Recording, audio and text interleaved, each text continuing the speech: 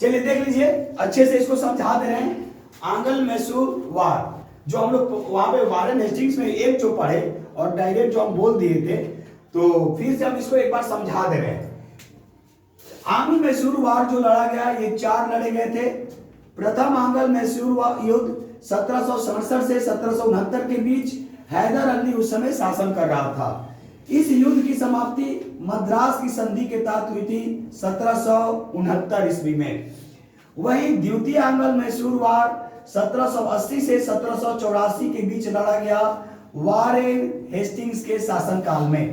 Warren Hastings का शासनकाल 1774 से 1785 था।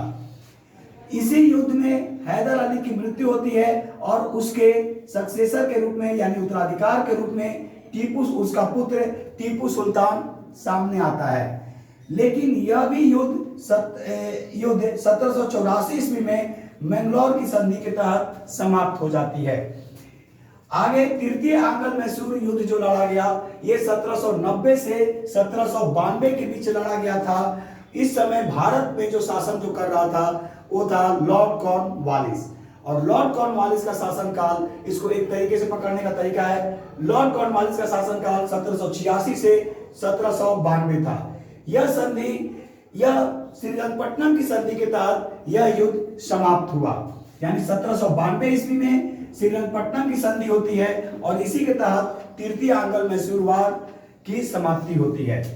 चतुर्थ आंग्ल मैसूर वार जो लड़ा गया, ये 1799 ईस्वी में लड़ा गया था और इस समय जो शासन जो भारत में कर रहा था ये था लॉर्ड वेलेस्ली। लॉर्ड वेलेस्ली का शासनकाल 1798, कहीं कहीं 99 भी देता है, 1805 ईस्वी तक ये शासन किया। लेकिन यह किसी भी संधि के तहत समाप्त नहीं हुई। क्यों? क्योंकि संधि 2 के बीच होती है और इसी युद्ध में टीपू सुल्तान की मृत्यु होती है। तो देता है कि किस युद्ध में टीपू सुल्तान की मृत्यु होती है, तो चतुर्थ आंग्ल मैसूर युद्ध में टीपू सुल्तान की मृत्यु हो जाती है। ठीक है, तो एक बार ध्यान से देखेंगे कि आंग्ल मैसूर वार जो लड़ा गया वो 4 लड़े गए थे।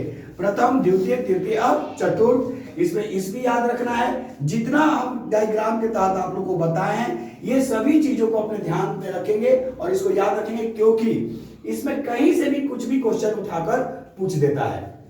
क्लियर? कोई दिक्कत?